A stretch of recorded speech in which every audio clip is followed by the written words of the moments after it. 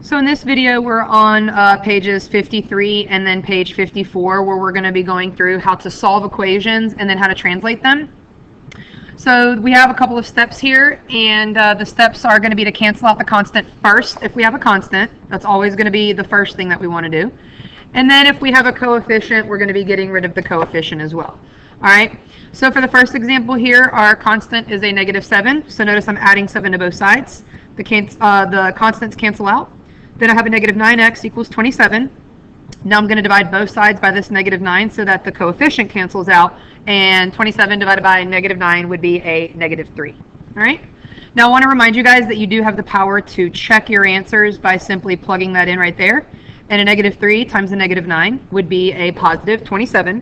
And then if we take away 7, we would be at 20. All right. Now for the one next to it, our constant is this 3. So once again, I'm just subtracting 3 on both sides. This time I have a positive number, so that's why I subtract. For this one, I had a negative number, and that's why I added. All right, so over here, the 3 minus 3 cancels out. 15 minus 3 is 12. Now I'm left with a -4 as my coefficient of x, which is why I'm dividing both sides by this -4. And we also get a -3 for this answer as well. Okay? Now when we're checking here, folks, and you plug in this -3, notice right here, you've got a -4 times a -3 right here. That turns into a positive 12. That's a plus 12. And now 3 plus 12 is in fact our 15. Now I don't plan on checking any more of them, but I just wanted to remind you guys that you do have the power to check. All right, I'm scrolling down here now. For this type of problem, I highly recommend just making these decimals. So the 3/4 is a 0.75, so the equation is a 2x minus 0.75, and then that equals the 0.5. So all you got to do is add the 0.75 to both sides, and if you had 50 cents and added 75 cents to that, you'd have $1.25. Now since the coefficient's a 2, we're dividing both sides by the 2, and 1.25 divided by 2 is a 0.625. Friendly reminder that that is a fraction that you should have memorized by now, and that would be 5/8. Okay, for the next one with some decimals, again, when you have your calculator, you have nothing to fear. Just recognize that you have a negative constant of 0.67, so you're going to add it on both sides, and that cancels out. And 14.56 plus 0.67 is 15.23. Now we have a negative coefficient here of 2.1, so we're going to divide that on both sides. That cancels out. And in the calculator, 15.23 divided by a -2.1, it actually goes on for a while. Let me show you what the answer looks like in the calculator. I've got a 15.23, and we're going to divide it by the 2.1 that's negative. So this is the decimal that you get in the calculator, and so notice I'm just taking the 5 and rounding it to a 3, and we're going to get here, that should be negative. Let me fix that. We got a -7.252, so overall we've got a -7.3. All right, now for this type of problem, I'm going to ask you guys, where is our constant? And the constant is in the numerator.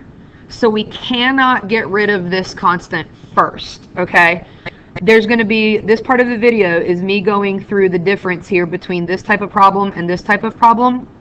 For this one, because the constant's in the numerator, we cannot get rid of it first. First, we have to get rid of this denominator. I want to remind you guys that really we're saying x minus 2 divided by 6 is, so to undo that, the first thing we're going to do is multiply both sides by 6 for it to cancel out. Now we have the numerator x minus 2 equals, and this -4 times 6 is a -24. Now all I'm doing is adding 2 to both sides. So when I add 2 to the -24, it gets closer to 0, and x would be a -22. Now if we want to check this one in the numerator, the -22 that we plug in for x minus 2, that numerator is a -24. And now when we divide it by the 6 that we have in the denominator, we get the -4 answer that we were supposed to. Okay?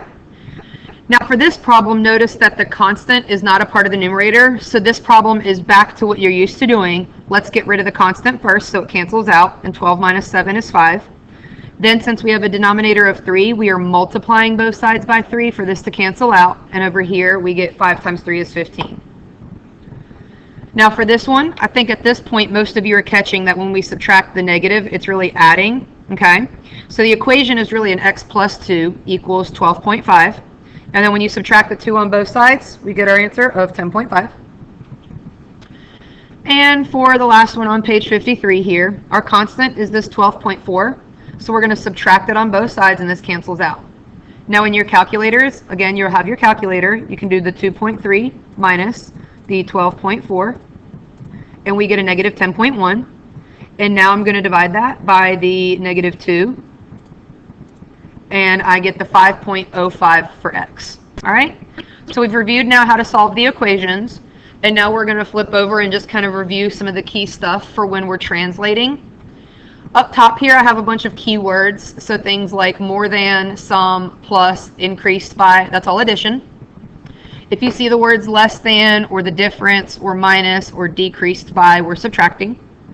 Product and times mean multiplication, and division, we're going to see the words quotient or divided by. I'd also like to remind you guys that in this unit here, you are essentially looking for two things. If the word is there, you know you have the equation, and you're also scanning for than, and this is the unit where if you see the than, you box the than and underline everything after it, and that part goes first. So for number 1, when we see the words 12 more than a number is 20, we've got a number. Now show me 12 more is 20. For number 2, the quotient of a number divided by 9. So quotient means division, and we're using fraction bars these days for that. And we have a number which comes first, now divided by 9, so that's how we know x is the numerator and 9 is the denominator. In number 3, notice I've circled away the is 8, so I've got is 8. When I scan for than, I have a than, so I've boxed my than. And so the 4 times the number is going to come first. Now show me 2 less than that is 8. And finally here for number 4, the product of 4 times the number minus 8 is 15. So once again, we've got the is 15 circled away. There it is. So the product means multiply. And also this school year, folks, we're using coefficients for multiplication. So notice I've got the product of 4 and a number. It's right there. And then I minus 8. And we've now translated that sentence. Now for this next section, it's actually just a matching. And one of the things that I should point out is that down here, we're going to use, this one is actually the answer for the first 2 up here. Let me walk you through how this can look. So for 5 less than, the product of 3 and a number is 15. So I've got the is 15 circled away and translated. Now I see the word than. So when I scan for than, I'm underlining everything after it. So the product of 3 and a number comes first. Now show me 5 less, and that's this first option down here. The product now of 3 and a number means we should see a coefficient of 3 with our x. Now if we decrease that by 5, and it is 15, notice it's the same translation as the first one. Now for this third one here, we still have an is 15 circled away, so there it is. Now for this one, we've got 5 less than the quotient of 3 and a number. So for quotient, again, division. And this time, since 3 comes first, 3 is in the numerator, and then it's over x, and now show me 5 less. And so that one is actually this one right here translated for the third one. And that concludes the video on how to solve and translate equations. Thank you.